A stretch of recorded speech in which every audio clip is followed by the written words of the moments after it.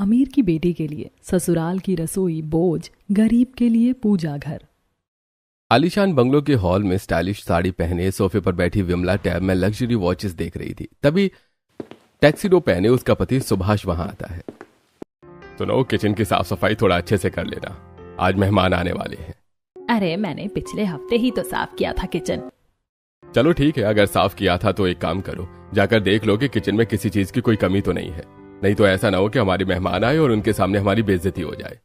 क्या आप भी मुझे चैन से 1 मिनट बैठने भी नहीं देते हो? और ये कैसे मेहमान हैं जो हर हफ्ते मुंह उठाकर चले आते हैं? थोड़ा धीरे बोलो, कहीं मानसी सुन न ले, क्योंकि जैसा घर का माहौल होता है बच्चे वैसे ही सीखते हैं।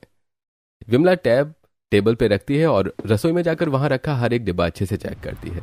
घी, मसाले, सॉस, शक्कर, चाय पत्ती, सब कुछ। शक्कर का डिब्बा और रवा का डिब्बा उसे खाली मिलता है। वो वापस लौटकर हॉल में आती है और रसोई में शक्कर कम है और रवा नहीं है, वो लेने जाना पड़ेगा। तभी जीन्स टॉप पर पहने, स्टाइलिश गॉगल्स लगाए, हाथ में आईफोन लिए उनकी बेटी मानसी वहां आती है और मॉम चलो ना मूवी देखने चलते हैं। अरे मुझे टाइम नहीं है, मुझे थोड़ा रसोई का काम करना है, मेहमान आने वाले हैं। मेहमान आने वाले हैं तो क्या तुम रसोई में ही चिपकी रहोगी? मेहमानों को बाहर से खाना मंगवा कर खिला देना। अरे ऐसा थोड़े होता है, मेहमानों को बाहर से खाना मंगवा कर खिलाओ तो मेहमान क्या सोचेंगे कि हम उन्हें खाना भी नहीं खिला सकते, उनकी मेहमान नवाजी भी नहीं कर सकते। मानसी आंखें घुमाती है और क्या डैड, आप भी किस जमाने में जी रहे हो? आज जब इतनी सुविधा है तो सुविधा का इस्तेमाल करना चाहिए ना। ऑनलाइन फूड ऑर्डर करो और चिल करो। हाँ बेटी, मैं भी तुम्हारे पापा को यही कहती हूँ, लेकिन वो सुनते कहाँ हैं। देखो, मैं तुमसे हर बार कहता हूँ, जैसे तुम करोगी वैसे हमारी बेटी सीखेगी, और वो वही सीख भी रही है। आज इसे रसोई का काम करना बोझ लगता है, ससुराल में जाकर न जाने क्या करेगी। ससुराल? मैं अपनी बेटी को ऐसे ससुराल में भेजूंगी जो अमीर हो और वहाँ रसोई का काम करने के लिए नौकर चाकर हो, ताकि मेरी बेटी रसोई में बंद करना रहे। हाँ मॉम, मैं भी ऐसे ही ससुराल में जाऊंगी जो अमीर हो, कम से कम नौकर चाकर अफोर्ड तो कर सकेंगे। और वैसे भी आज के जमाने में कौन रसोई का काम करता है? और किसने कह दिया कि लड़कियां सिर्फ किचन का काम ही करेंगी? मुझे तो ये सब बकवास लगता है, रसोई बोझ लगती है मुझे। सुभाष दोनों माँ बेटी की बातें चुपचाप सुनने के अलावा कुछ नहीं कर सकता था। उसी समय कंचन और आनंद के बंगलों में फटे पुराने कपड़े पहने सहमी हुई आरती आती है। हॉल में रखे सोफे पे बैठे वो दोनों उसे देखते हैं और अरे तुम कौन हो और यहाँ क्या कर रही हो? जी मैं आशा की बेटी हूँ, मम्मी की तबीयत खराब है तो आज उनकी जगह मैं आई हूँ काम करने। बताइए रसोई कहाँ पर है, मैं सब काम कर देती हूँ। अच्छा ठीक है, रसोई आगे से बाईं तरफ है, और हाँ कुछ गड़बड़ मत करना। आरती कंचन की बताई डायरेक्शन फॉलो करके रसोई तक पहुंच जाती है। अरे तुम ऐसे कैसे किसी को भी अपने घर की रसोई में जाने दे सकती हो? इसकी माँ की बात अलग थी, हम उसे पहचानते हैं, उसे साफ सफाई पसंद है, और ये कैसी होगी क्या पता। कैसी भी हो, काम तो करवाना पड़ेगा ना।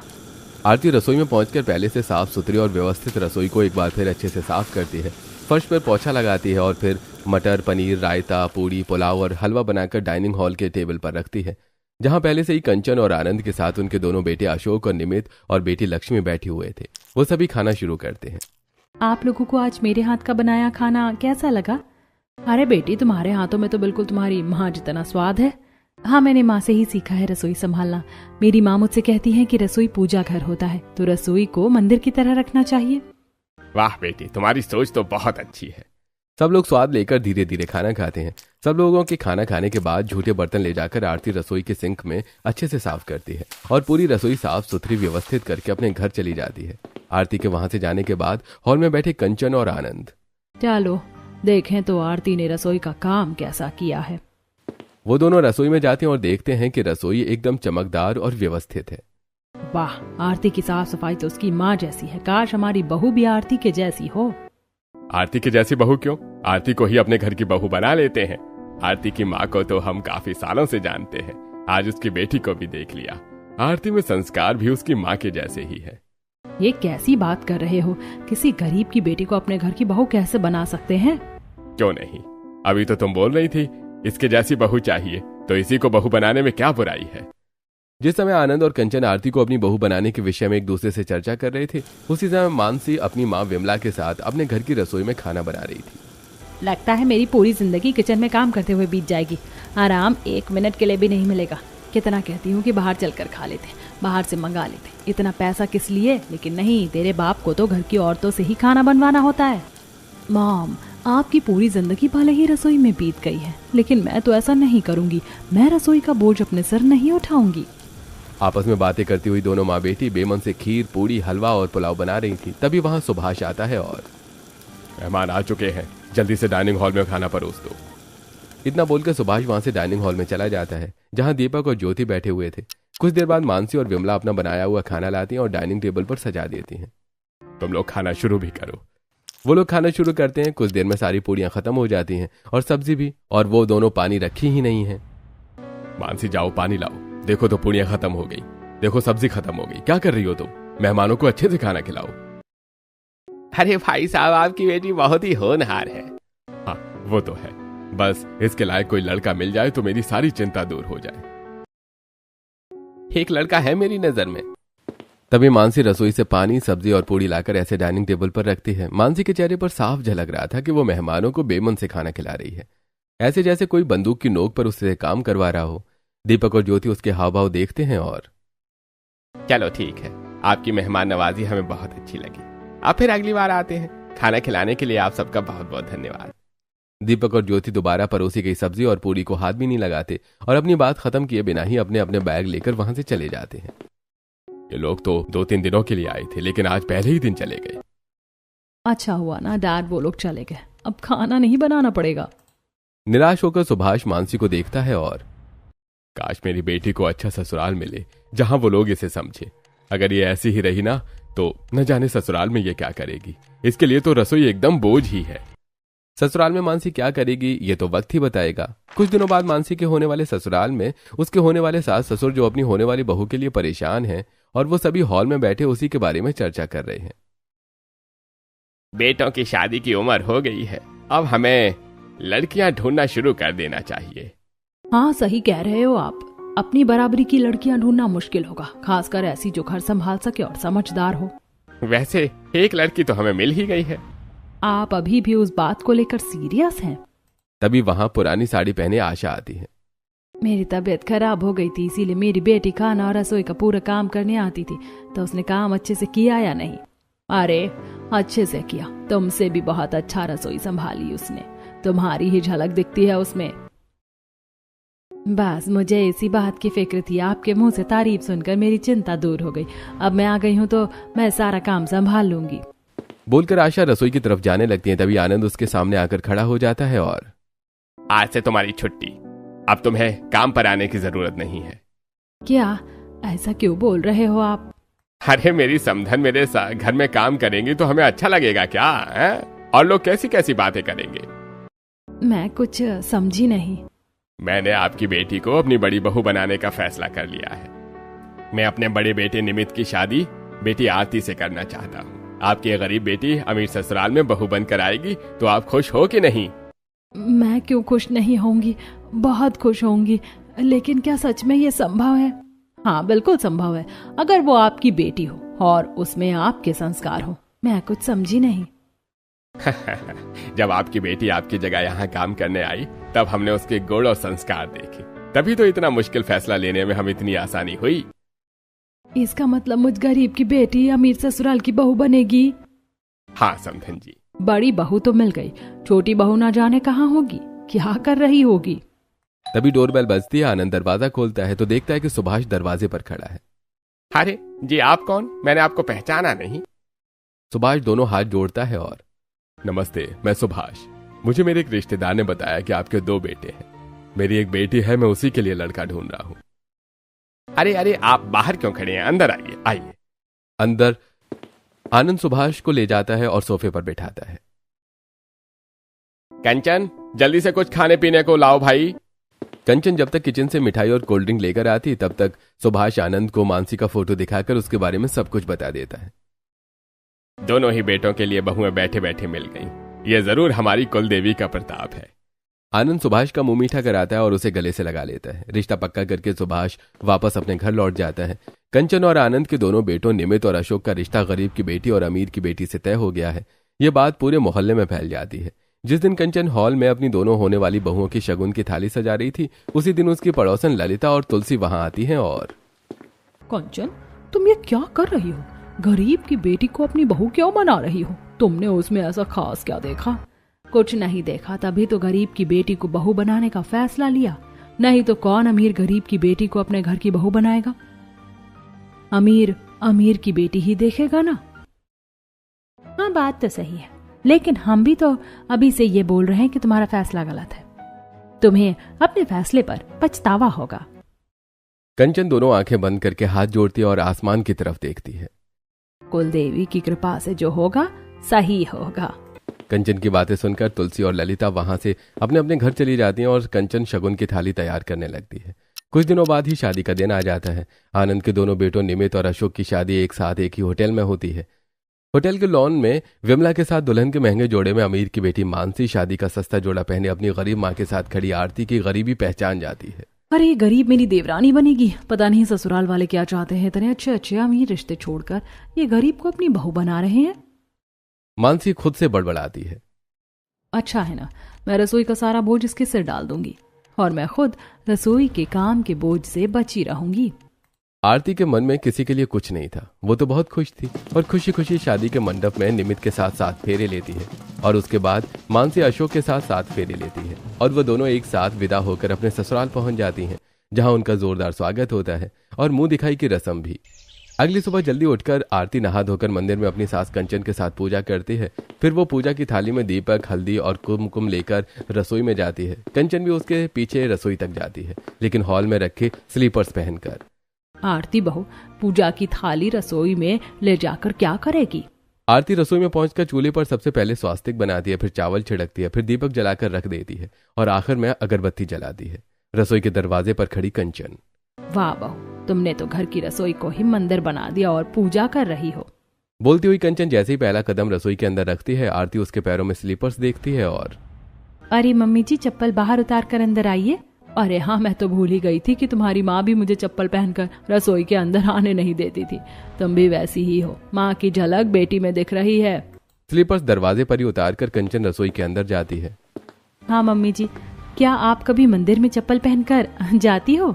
नहीं, तो फिर ये रसोई भी तो मंदिर ही है। तभी दंदनाती हुई नई साड़ी और स्लीपर पहने मानसी रसोई के अंदर कदम रखने ही वाली थी कि तभी कंचन उसे देखती है और छोटी बहू, स्लीपर पहन के कहाँ चली जा रही हो? स्लीपर उतार के रसोई में जाओ। मानसी रुकती है और मानसी अपनी साड़ी ऊपर करके स्लीपर्स दिखाती है। मम्मी जी, स्लीपर ही तो हैं और साफ हैं। अरे देवरानी जी, स्लीपर हैं तो क्या हुआ, आखिर हैं तो चप्पल ही, और मंदिर में चप्पल पहनकर नहीं आते। मानसी बेमन से स्लीपर उतारती और रसोई में आती है। ठीक है, तुम दोनों देवरानी जेठानी अपनी पहली रसोई की रस्म अपने हिसाब से पूरी करो, तब तक मैं हॉल में इंतजार करती हूँ। कंचन रसोई से चली जाती है। कंचन के जाती आरती फटाफट गैस जलाती है और चूल्हे पर कढ़ाई रखकर उसमें थोड़ा सा घी और रवा डालकर हल्का सा भूनकर रवा में पानी और शक्कर डालकर जल्दी से हलवा बनाकर हॉल में ले जाती है और वहां बैठे सबको सर्व करती है। छोटी बहू, तुमने इतनी जल्दी हलवा बना भी लिया? हाँ मम्मी जी, हलवा बनाने में देर ही कितनी लगती है।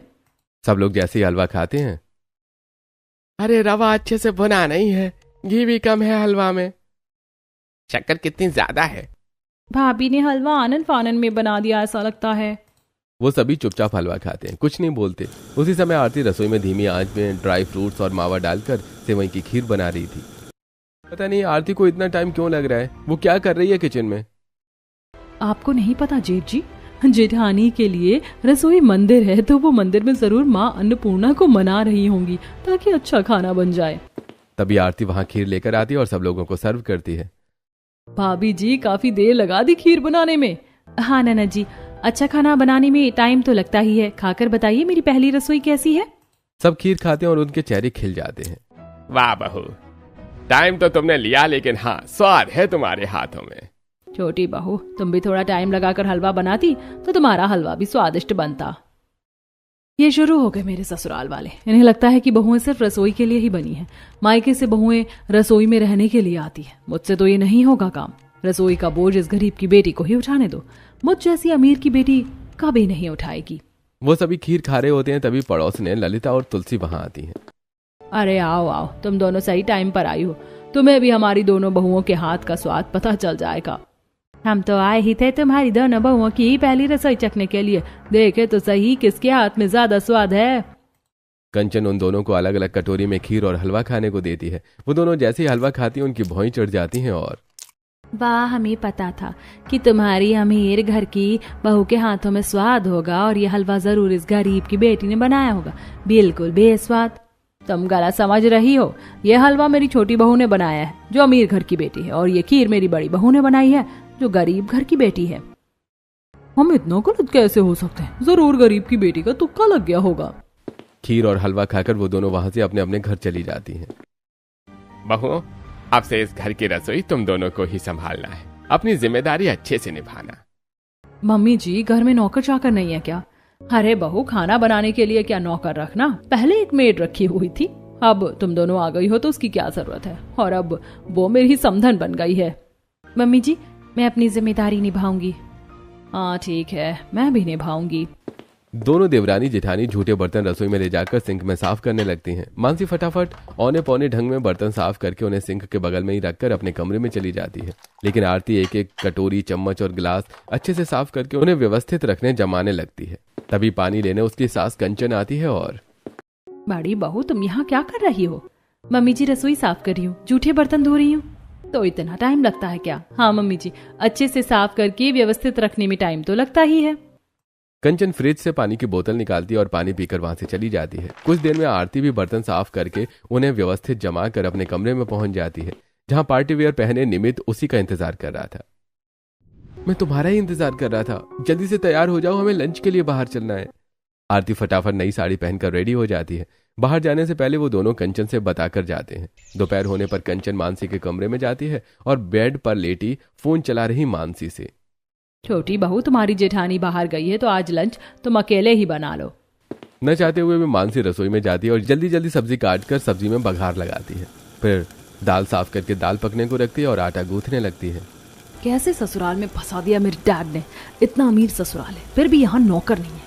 खाना खाना है तो पहले सब्जी बनाओ, फिर चावल बनाओ, फिर दाल और फिर रोटी। ये सब करना बहुत बड़ा बोझ लगता है। बड़बड़ाती हुई मानसी रोटियां सेकने लगती है, लेकिन सब्जी जल जाती है। दाल सही से नहीं पकती, रोटी भी कच्ची रह जाती है। चावल पकने को रखकर दाल में तड़का लगाती है। मानसी जितनी जल्दी हो सके उतनी जल्दी कच्चा पक्का खाना बनाकर डाइनिंग हॉल में बैठे पूरे परिवार को सर्व करती है। किसी को भी पानी नहीं दिया था, सब लोग खाना शुरू करते हैं। लगता है छोटी बहू को हमारी रसोई अभी जमी नहीं है, थोड़ा वक्त लगेगा। मानसी ने कैसी सब्जी बनाई है? जल गई है। रोटियां आधी कच्ची आधी पक्की हैं, दाल भी बेस्वाद है और चावल कितने कड़क हैं। जब मम्मी पापा कुछ नहीं बोल रहे हैं तो मैं चुपचाप खा लेता हूँ। ये सोचते हुए अशोक भी खाना शुरू करता है। तभी उसे हिचकी आने लगती है। बहू, खड़े खड़े देख क्या रही हो? जाकर अपने पति के लिए पानी ले आओ। मानसी भागकर रसोई में जाती है और सबके लिए पानी लाती है। पानी पीने के बाद अशोक की हिचकियां बंद हो जाती हैं। सबके खाना खाने के बाद मानसी जैसे ही झूठे बर्तन उठाकर रसोई की तरफ मुड़ती है, कंचन की नजर उसके स्लीपर पर पड़ती है। बहू, ये क्या? तुम चप्पल पहनकर रसोई में काम कर रही थी? हाँ मम्मी जी, स्लीपर्स के बिना मैं ज्यादा देर तक खड़ी नहीं रह पाती। बहू, रसोई में स्लीपर पहनकर मत जाया करो। तुम्हें पता है ना, तुम्हारी जेठानी रसोई को मंदिर मानती है। मानसी एकदम से झुंझला जाती है और रसोई के बाहर पहुंचकर स्लीपर्स निकालकर फेंकती है। झूठे बर्तन सिंक में रखती है और अपने कमरे में चली आती है।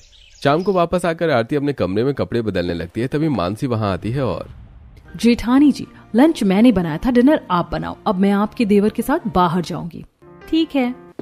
मानसी वहां से चली जाती है। आरती सबसे पहले नहाती है, साड़ी बदलती है और फिर रसोई में जाती है। वहां जाकर वो देखती है रसोई का बहुत बुरा हाल है। चूल्हे पर खाना लगा है, फर्श गंदा है और सिंक में झूठे बर्तन पड़े। ये क्या? लगता है देवरानी जी ने खाना बनाने से पहले रसोई साफ नहीं की और खाना बनाने के बाद भी। ये अमीर घर की बेटियां ऐसी होती हैं क्या? कोई बात नहीं, मैं साफ कर देती हूँ। गरीब घर की बेटी हूँ तो क्या हुआ, आखिर मैं भी इस घर की बहू हूँ। रसोई की पूरी तरह साफ और व्यवस्थित करने में आरती को काफी ज्यादा समय लग जाता है। तभी भूख से बेहाल लक्ष्मी वहां आती है और भाभी जी, क्या हुआ? अब तक आपने खाना नहीं बनाया? आरती सबसे पहले लक्ष्मी के पैर देखती है, बिना स्लीपर्स के देखने के बाद। बस ननद जी, बना ही रही हूँ, अभी तक रसोई साफ कर रही थी। ठीक है, जल्दी बनाओ, मुझे बहुत भूख लगी है। लक्ष्मी के जाने के बाद आरती अच्छे से बैंगन और आलू साफ करके उन्हें बराबर आकार में काटती है और फिर अदरक लहसुन का पेस्ट बनाकर कढ़ाई में मसाला भून कर कटी हुई सब्जियां डालती है। तभी वहां कंचन आती है। बहू, कितनी देर और लगेगी? सब भूखे हैं। बस मम्मी जी, थोड़ी देर और, सब्जी पक ही गई है। कंचन चम्मच उठाती है और कढ़ाई में से सब्जी निकालकर जैसे ही चखने की कोशिश करती है। मम्मी जी, आप ये क्या कर रही हो? झूठा खाना खिलाओगी सबको? अरे बहू, मैं तो भूल ही गई थी, अब ध्यान रखूंगी। कंचन वहां से जाकर डाइनिंग हॉल में सबके साथ बैठ जाती है और काफी देर बाद आरती सब्जी, रोटी, दाल, चावल और रायता बनाकर डाइनिंग हॉल में बैठे सब लोगों को सर्व करती है। बहू, कितनी देर लगा दी तुमने खाना बनाने में? पापा जी, देर तो लगेगी ही। पहले मैंने रसोई की अच्छे से साफ सफाई की, फिर अच्छे से खाना बनाया धीमी आंच में पकाकर। सब लोग खाना शुरू करते हैं। खाना बहुत स्वादिष्ट बना है। इतना टेस्टी खाना मिले तो थोड़ा इंतजार करने में क्या बुराई है। आरती के बनाए खाने से सब खुश हो जाते हैं। सबको खाना खिलाने के बाद आरती झूठे बर्तन किचन में ले जाकर उन्हें अच्छे से साफ करके रखती है और किचन व्यवस्थित करके अपने कमरे में चली जाती है। काश मेरी मम्मी यहाँ होती तो देखती मैंने कैसे सबको खुश किया है। आरती की दिनचर्या फिक्स थी। वो सुबह उठकर नहाती, फिर मंदिर में पूजा करती, फिर रसोई की, उसके बाद ही गैस चूल्हा जलाती, क्योंकि वो रसोई को पूजा घर मानती थी। लेकिन उसकी देवरानी उसके उल्टे थी। एक सुबह हमेशा की तरह आरती मंदिर में पूजा करके रसोई में आती है और रसोई की पूजा करने के बाद छोले बनाने को रखती है। तभी स्लीपर पहने मानसी रसोई में चली आती है और फटाफट कढ़ाई में से छोले चम्मच से टेस्ट करने लगती है। देवरानी जी, आप चप्पल पहनकर रसोई में क्यों आ गई और छोले जूठा क्यों कर रही हो? मैं तो छोले टेस्ट कर रही हूँ कि अच्छा बना है कि नहीं। हाँ, तो जूठा ही तो हुआ। और चप्पल बाहर उतार के अंदर आओ और पूजा करो। जेठानी जी, पूजा तो मंदिर में होती है, किचन में नहीं। रसोई मेरे लिए मंदिर ही है। तुम्हें जैसा करना है करो, मुझे जैसा करना है मैं वैसा करूंगी। गरीब की बेटी हो तो गरीब की बेटी बनकर ही रहो, मुझे सिखाने की जरूरत नहीं है। छोले बन जाने के बाद फटाफट भटूरा बनाकर मानसी रसोई गंदी छोड़कर जाने लगती है। अरे देवरानी जी, क्या रसोई साफ तो करती जाओ। आकर करती हूँ। तभी वहां कंचन आती है। छोटी बहू बड़ी बहू सही कह रही है। आज का काम तुरंत करना चाहिए, बाद के लिए नहीं छोड़ना चाहिए। ससुराल की रसोई मेरे लिए बोझ बनती जा रही है। अमीर की बेटी मानसी को रसोई मायके में ही बोझ लगती थी। वो रसोई में काम करते हुए सोचती है, रोटी बनाना, सब्जी बनाना, चावल बनाना कितना बड़ा बोझ है। मैं इस बोझ के तले दबती जा रही हूँ। वो जल्दी जल्दी में खाना बनाकर ससुराल वालों को डाइनिंग हॉल में सर्व करती है तो ससुराल वाले खाने में कमी निकाल देते हैं। बहू, अपनी जेठानी से कुछ सीखो, उसकी तरह खाना बनाओ। तुम तो आनन फानन में खाना बना कर ले आती हो, बेमतलब का कोई स्वाद नहीं है। तुम्हारी जेठानी भले ही खाना बनाने में टाइम लगाती है, लेकिन उसके खाने में स्वाद होता है और वो रसोई भी व्यवस्थित और साफ रखती है। उस दिन मानसी एक तरकीब लगाती है और रसोई के बोझ से बचने के लिए सबकी नजरों से बचकर ऑनलाइन खाना ऑर्डर करके रसोई में गर्म करके सबको परोसने लगती है। वाह छोटी बहू, तुमने अपनी जेठानी से सीख ही लिया। मैं उस गरीब की बेटी से क्या सीखूंगी? उसे मुझसे सीखना चाहिए। देवरानी से सीखो कुछ आरती, जल्दी काम करना और साफ सुथरा काम करना। तुम तो मंदिर में पूजा ही करती रह गई और फल तुम्हारी देवरानी को मिल गया। आरती को किसी की बातों का फर्क नहीं पड़ता। वो अपने तरीके से ही काम करती रही। एक दिन रसोई को साफ करते हुए डस्टबिन में उसे पॉलीथिन मिली जिसमें फूड डिलीवरी कंपनी का लोगो लगा हुआ था। ऑनलाइन खाना तो कोई ऑर्डर करता नहीं, तो फिर ये पन्नी यहाँ कैसे आई? आरती जब रसोई के डस्टबिन का कचरा घर के बाहर वाले डस्टबिन में डालने जाती है तो देखती है कि उसकी देवरानी फूड डिलीवरी बॉय से खाना ले रही है। अच्छा, तो ये राज है देवरानी के खाना बनाने का। उस दिन हमेशा की तरह मानसी सबसे नजरें छुपाकर रसोई में खाना गर्म करके डाइनिंग हॉल में सबको सर्व करती है और हमेशा की तरह सब उसकी तारीफ करते हैं। छोटी बहू, अब तो तुम हमें जल्दी और 5 स्टार होटल जैसा खाना बनाकर खिलाने लगी। हाँ, मेरी आदत जो हो गई है अच्छा खाना बनाने की। आरती कचरे के डिब्बे से पन्नी लेकर आती है और सबके सामने उसकी पोल खोल देती है।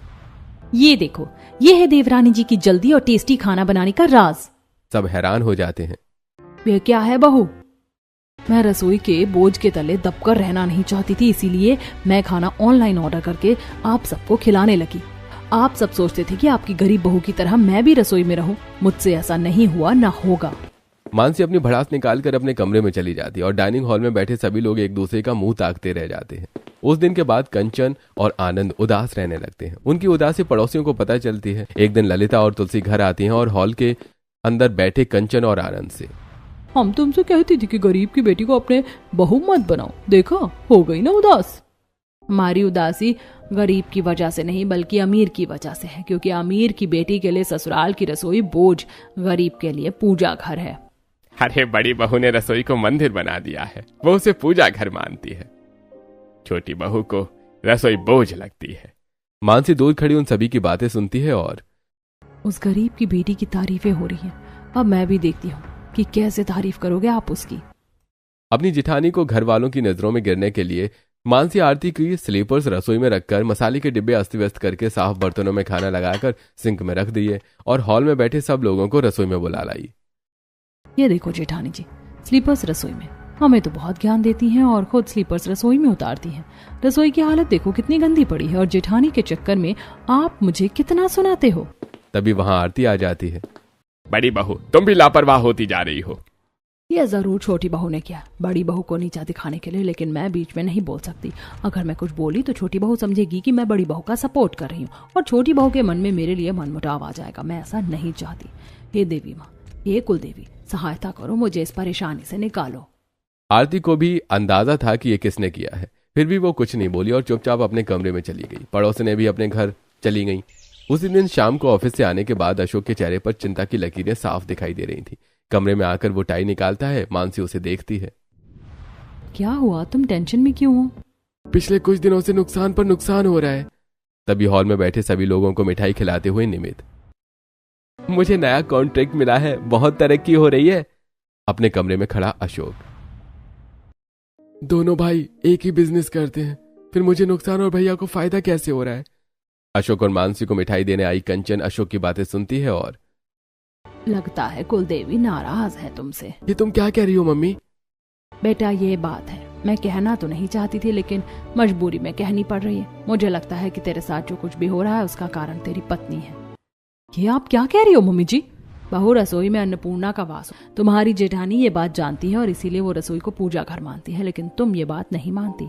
तुम्हें रसोई बोझ लगती, जिस वजह से तुम ना तो रसोई की साफ सफाई अच्छे से करती हो और ना ही मन से खाना बनाती। यही वजह है कि शायद कुलदेवी नाराज है तुमसे।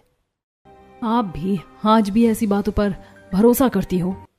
देवी देवता मानने या न मानने के लिए नहीं होते, अनुभव करने के लिए होते हैं। एक बार मेरी बात मानो, बदलाव ना आए तो जो तुम्हें सही लगे वो करना। मानसी उस समय ज्यादा कुछ नहीं बोली और अगले दिन अपने घर पहुंच गई और हॉल में बैठे अपनी मम्मी पापा से अपनी सास की बात कर रही। पता नहीं मेरे ससुराल वाले कैसे इतने अमीर हैं, मॉडर्न हैं, फिर भी ऐसी बातों पर भरोसा करते हैं। मानसी, तुम्हारे मानने या न मानने से कुछ नहीं होगा। भले ही तुम अमीर घर की बेटी हो, लेकिन अब उस घर की बहू हो, तो जो उनकी मान्यताएं हैं तुम्हें माननी पड़ेंगी। अपने पापा के समझाने पर मानसी अपने ससुराल जाकर अपनी जेठानी की तरह ही सुबह नहा धोकर पहले घर के मंदिर में पूजा करती, फिर रसोई की पूजा करती और फिर साफ सुथरे तरीके से खाना बनाकर सब लोगों को खिलाती। पहले बेमन से, फिर धीरे धीरे उसे शांति मिलने लगती है।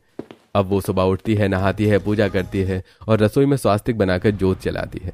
मानसी ने शुरू तो बेमन से किया था, लेकिन अब 2-3 बार उसने ऐसा किया तो उसके मन को शांति मिली। फिर वो अपने मन से करने लगी। फिर एक शाम जब मानसी अपनी जेठानी के साथ रसोई की सफाई कर रही थी, तभी अशोक आता है। कुछ चमत्कार ही हो रहा है मेरे साथ, कारोबार फिर से चल पड़ा। देखा देवरानी जी, चमत्कार। रसोई को पूजा घर मानते ही सब अच्छा होने लगा। हाँ जेठानी जी, मैंने देख लिया और मान भी लिया। मैं समझती थी कि आप गरीब की बेटी हो और मुझे सिखा रही हो, लेकिन मुझे नहीं पता था कि गरीब अमीर कुछ नहीं होता, बस संस्कार मायने रखते हैं। आपको जो संस्कार मिले वो आपने दिखाए, मुझे जो संस्कार मिले वो मैंने ससुराल में आकर दिखाए। लेकिन अब मैं समझ गई हूँ कि रसोई सच में पूजा घर होता है और घर का मंदिर होता है, और मंदिर बोझ नहीं होता। मंदिर हमेशा साफ सुथरा होना चाहिए और हर मर्यादा में वहां जाना चाहिए। जब सभी घर वालों को मानसी की बदली हुई सोच के बारे में पता चलता है तो डाइनिंग हॉल में खाना खाते हुए वो सभी, वाह बहू, अच्छा हुआ तुम हमारी बात समझ गई। अब से अमीर की बेटी के लिए ससुराल की रसोई बोझ नहीं बल्कि गरीब की बेटी की तरह पूजा घर होगी।